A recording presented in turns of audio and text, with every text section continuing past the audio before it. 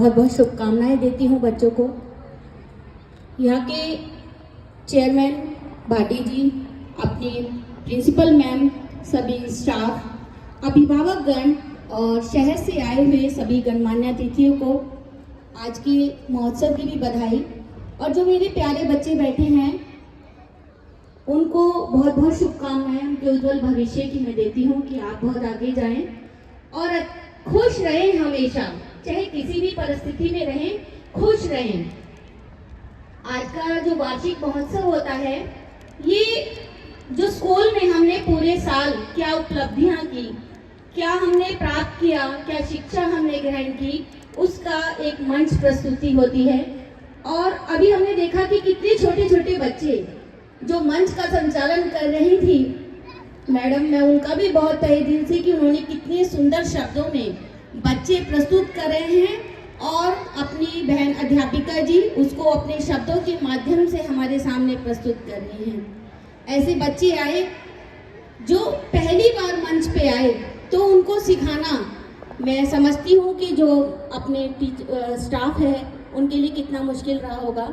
हम पेरेंट्स अपने बच्चों को टीचर्स के बहाने के भरोसे स्कूल में भेज देते हैं और वहाँ यहाँ से बच्चों को भेजते हैं एक मिट्टी की तरह, और अपने अध्यापक उसे कुंभकार की तरह एक सुंदर रूप देकर उसे समाज में प्रस्तुत करते हैं और इतनी अच्छी अच्छी ओहदों पर बच्चे चले जाते हैं। तो मैं धन्यवाद देना चाहूँगी टीचिंग स्टाफ का। बच्चों, आप बनना चाहते हो, आपके सपने हैं, आपके माँ बाप के भी सपने हैं। आप कोशिश करो, मेहनत करो, पूरी लगन से मेहनत करो। लेकिन अगर 1% भी, हमारा जो सपना है, हमारे, मैं भी माँ हूँ, मेरे भी बच्चे हैं, हमारा सिर्फ एक ही सपना है कि हमारे बच्चे हमेशा खुश रहें। आपके सपना है इंजीनियर बनो, IAS बनो, बड़े बड़े ओहदे पर जाओ, डॉक्टर बनो। लेकिन एक बात मैं अपने दिल की, जैसे अपने बच्चों को कहते हैं, ऐसे आप हमारे शहर के बच्चे हैं, हमारे बच्चे हैं। मैं एक बात कहना चाहूँगी कि अगर 1% कहीं पर भी आप रुक जाते हैं, पूरा नहीं कर पाते हैं, तो आप याद करें उस मिसाइल मैन को। मिसाइल मैन थे, आप जानते हैं, कलाम जी। उन्होंने भी NDA की परीक्षा पास नहीं की।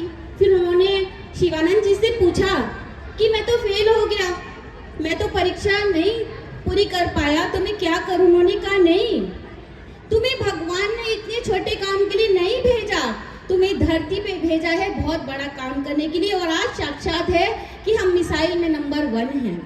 तो अगर कहीं हम चूक हो जाती है, अगर कहीं कोई चीज टूट जाती है, तो उसमें से एनर्जी निकलती है और वो पूरी शक्ति के साथ दोबारा समाज में प्रस्तुत होता है, दोबारा आता है। अपनी मेहनत पर आप भरोसा करें।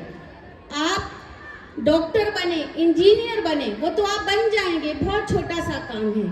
लेकिन एक जो महत्वपूर्ण काम है, अच्छा मनुष्य बनना, अच्छा नागरिक बनना, देश की सेवा करना, राष्ट्र के प्रति प्रेम करना, ये महत्वपूर्ण काम है और इसे आप छूट ना जाए। जो ये मंच है, आज जो एनुअल फंक्शन है, ये सिर्फ शिक्षा के लिए नहीं है, ये हमारे संस्कारों को दिखाता है। अभी मैं देख रही थी, अपने चेयरमैन साहब प्राइज दे रहे थे, तो जब वो प्राइज दे रहे थे तो बच्चे प्राइज लेने से पहले चरण स्पर्श कर रहे थे। ये संस्कार हैं जो स्कूलों में सिखाए जाते हैं। तो इन्हीं की अभिव्यक्ति और इसका सुंदर नाम की अभिव्यक्ति एनुअल फंक्शन, बहुत सुंदर। बधाई देना चाहूँगी यहाँ के सभी टीचर्स को। मैं एक बात और कहना चाहूँगी, थोड़ा सा समय ले रही हूँ। हमारा जो देश है वो आज़ाद हुआ सन 1947 में। सेम उसमें एक टर्की नाम का देश भी आज़ाद हुआ। 2 साल के बाद हमारे प्रधानमंत्री जी नेहरू जी को संसद ने बुलाया लीडर। तो वो अपने भाषण में कह रहे थे कि मैंने अपने देश में पुल बनाए, मैंने ये बनाया, मैंने बम बनाए, मैंने इतने सड़कों का निर्माण किया। तो जो वहाँ के लीडर थे वो सुन रहे थे। जब वो थैंक्स के लिए खड़े हुए तो उन्होंने कहा, नेहरू जी, मैंने आपकी तरह पुल तो नहीं बनाए, सड़कों का निर्माण नहीं किया, कोई बम नहीं बनाए, लेकिन मैंने नेशनल टर्की बनाई, मैंने राष्ट्रीयता का निर्माण किया। तो ऐसा हमें भी करना है। तो मेरे प्यारे बच्चों, अपने लक्ष्य की तरफ ध्यान देते हुए आप आगे बढ़ें। इन्हीं शुभकामनाओं के साथ आप सभी को वार्षिक महोत्सव की मैं बहुत बहुत बधाई देना चाहूँगी। सिर्फ आप अपने ऊपर कॉन्फिडेंस रखें। आप देखें ना, हम राम जी के चरित्र से कितना सीखते हैं। अकेले थे, वन में थे, सिर्फ वलकल वस्त्र थे, सीता जी साथ में थी, भाई थे, पैरों में चप्पल नहीं थी, लेकिन फिर भी उन्होंने ऐसे रावण को जीता जो 7 बार पहले देवताओं को जीत चुका था और उनके घर में घुसकर उनको मारा। तो ये सिर्फ कॉन्फिडेंस था।